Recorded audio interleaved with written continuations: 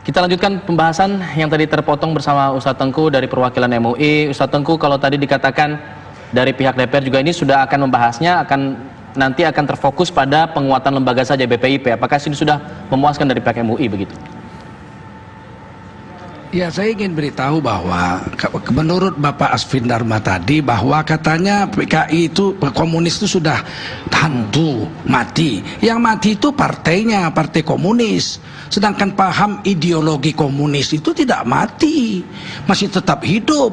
Buktinya ada kader-kader partai tertentu di Indonesia yang dikirim ke Cina belajar dengan partai komunis Cina. Ngapain kalau dia nggak seneng nama PKI, belajar sama PKI Cina? Ngapain partai komunis Cina jadiin guru kalau nggak semodel? Nah, yang kedua, itu kepala BPIP pernah mengatakan musuh terbesar daripada Pancasila itu agama Islam. Jadi kalau ini mau dibuat jadi undang-undang BPIP, sedangkan ketuanya aja menganggap agama Islam itu musuh Pancasila, ini berbahaya. Ini diberikan senjata, ibarat bandit diberi pistol. Saya nggak setuju, biarin aja Kepres, sehingga kalau terjadi penyelewengan atas BPIP mudah memberangusnya, mudah membubarkannya. Jadi tetap dulu tidak zaman Pak Harto BP7 juga setuju untuk ada pembahasan BPIP begitu ya, undang-undang BPIP. Tidak setuju. Ya karena ini ada tipu menipu. Mula-mula dibuatnya haluan ideologi Pancasila. Setelah RUU ini ditentang, turun RUU BPIP. Ini ada sesuatu yang disembunyikan, ini ada ketidakjujuran. Cuman judulnya aja diganti-ganti. Kalau memang BPIP mau diperkuat, perkuat dengan Kepres cukup. Seperti BP7 dulu dengan Kepres. Ketika dia rasa tidak perlu, bubarkan lagi dengan Kepres. Begitu. Oke, baik. Saya ke Pak Nanti Maman. akan terjadi kerusuhan besar. Oke, baik. Pak Maman, tanggapannya? Ya. Halo. Ya, saya pikir kita yang penting pertama begini dulu, Mbak.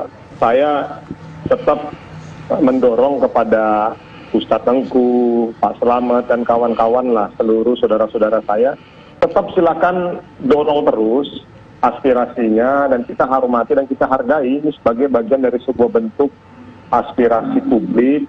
Nah, namun begini, terkait mengenai pembahasan kan gini, justru memang ini juga sempat kita kritisi juga Ketua Kepala BPIP. Oleh karena itulah tadi kita perlu membuat garis-garis ataupun tupoksi ataupun aturan-aturan main, batasan-batasan BPIP itu di mana. Dengan catatan tadi, semua kan akan kita atur di dalam undang-undang ini. Yang terpenting adalah ini tidak melewati atau tidak berpotensi untuk menggeser, mengganti, atau yang tadi yang dibilang oleh Ustadz Tengku itu akal-akalan. Jadi saya rasa sebetulnya yang ada di forum ini semua sudah sama dan sepakat ini.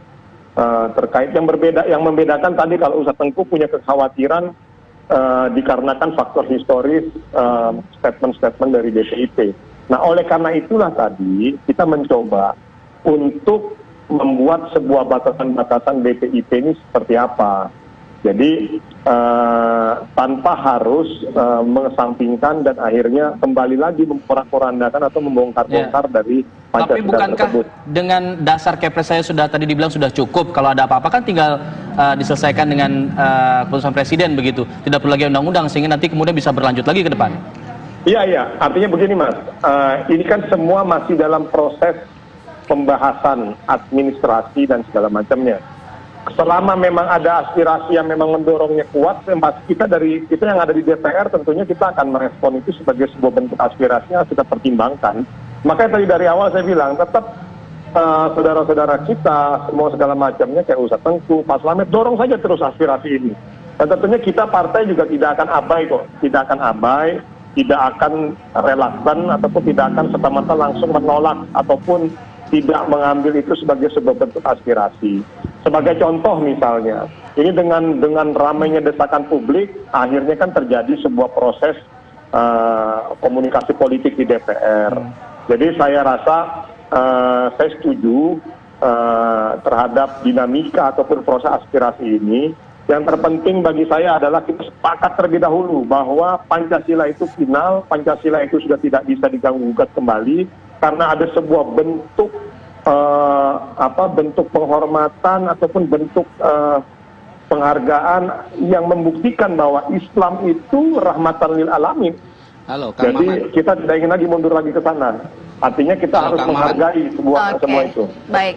Pak Asfi, tadi Ustadz Tengku menjelaskan, Ya, mengatakan Kang Maman. bahwa apa yang dikatakan Ya, gimana, oleh Pak Asfi itu Halo. khawatirannya ada. Komunis itu dikatakan Ustadz Tengku ini masih ada di Indonesia. Pak Asfi. Iya, tadi Ustadz Tengku mengatakan ada kader partai tertentu yang belajar di Tiongkok. Saya ingin katakan bahwa partai-partai di Indonesia itu menjalin kerjasama dengan Partai Komunis Tiongkok. Jadi ada PDIP, ada Golkar, ada Nasdem, ada Demokrat, bahkan ada hubungan antara Partai Komunis Tiongkok dengan PKS. Jadi semua partai itu berhubungan menjalin kerjasama dengan Partai Komunis Tiongkok. Lalu yang kedua, supaya diketahui juga bahwa saat ini ada 14.000 orang mahasiswa Indonesia yang belajar di Tiongkok. Ini jumlah yang sangat besar di seluruh dunia. Ketika dulunya orang belajar di Amerika atau di Australia, sekarang yang paling banyak itu adalah di Tiongkok. Orang-orang Indonesia belajar di Tiongkok. Dari mana mereka? Ada yang belajar bahasa, ada yang biaya sendiri, ada yang pemerintah Indonesia maupun pemerintah Tiongkok, tapi juga ada dari yayasan, lembaga-lembaga seperti yang didirikan oleh Dahlan Iskan. Mereka mengirim orang untuk belajar bahasa ke sana, dibiayai. Dan bahkan yang dikirim itu juga sebagian dari pesantren-pesantren, terutama di Jawa Timur.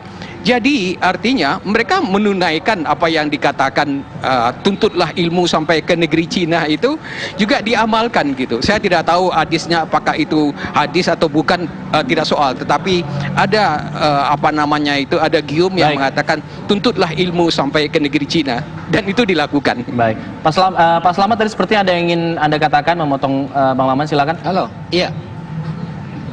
Iya. Jadi Kang Maman jangan mengalihkan. Jadi bagi kami persoalannya rancangan undang-undang ini bermasalah. Sudah terbukti membuat resah masyarakat, membuat gaduh di mana-mana. Oleh karenanya cabut dulu. Jangan kemudian ini ibarat maling ketangkep basah kemudian mau ganti baju. Oh, nggak bisa. Cabut dulu rancangan undang-undang ini. Urusan nanti ada inisiator lain, RU yang lain urusan belakangan. Yang penting RU HIP ini bermasalah. Isinya sangat bermasalah, membahayakan negara. Kemudian sudah terbukti membuat resah masyarakat, membuat gaduh di mana-mana. Cabut. Dan Golkar jangan berkhianat. Golkar jangan ingkar janji. Ketika kami kemarin bertemu dengan wakil DPR dari Golkar, Pak Haji Samsudin, dia sudah berjanji depan kami, dia mengatakan mencabut. Jadi kalau kemudian akan merubah nama, ya Golkar jangan berkhianat dong. Nggak boleh berkhianat. Yang kedua, ini persoalannya ada indikasi makar ingin mengganti Pancasila. Oleh karenanya inisiatornya juga harus diusut, nggak boleh diemin. Perlu ada sanksi kah begitu maksudnya, Pak Slamet? Jadi jangan kemudian dibelokkan ke sana kemari. Halo? Pak Slamet, secara prosedural saya sampaikan. Halo? Iya. Saya tambahkan ya, saya setuju dengan Pak Slamet. Pada prinsip ini tidak ada perbedaan. Secara proses juga memang pasti harus dicabut karena antara isi dan judul nomenklaturnya kan juga berbeda. Artinya maksud saya begini, yang terpenting kita sepakat dulu bahwa kita setuju. Anda gentle aja, Anda gentle, Kang Maman, Anda gentle. Golkar akan cabut, itu dulu yang kami tunggu. Dan kemudian Anda setuju untuk mengganti nama. Anda gentle dulu, Golkar akan berupaya untuk mencabut RU ini. Itu yang dibutuhkan umat sekarang. Ketegasan, Pak Slamet, dari awal kita sudah sampaikan bahwa Golkar pada posisi yang menolak RUU HIP apabila itu mencoba mengobok-obok Pancasila. Itu pegang dulu catatan itu. Yang kedua, bahwa ingin saya sampaikan kepada Pak Slamet, kan kita sama. Kita sama bahwa tapi yang ingin saya cabut adalah Pak Slamet silakan cabut diksi mengatakan bahwa Golkar pengkhianat. Itu yang kita tidak terima. Artinya begini, jangan juga akhirnya yang kita sudah sama-sama bersepakat untuk berdiri garda terdepan dalam membela Pancasila, lalu kita mencoba lagi untuk membahas itu, mencoba untuk mengadu-ngadu itu. Jadi saya mohon juga kepada Pak Slamet juga jangan membangun sebuah narasi yang seakan-akan memojokkan. Artinya gini, Kemarin, poinnya begini, poinnya saya Kang setuju Maman, bahwa kemarin secara kan Golkar- proses, Baik, secara satu-satu. proses memang harus dicabut juga karena isi dan nomenklaturnya memang sudah berbeda. Artinya biarkan ini menjadi sebuah Terima proses kasih. politik yang ada di DPR, begitu poinnya.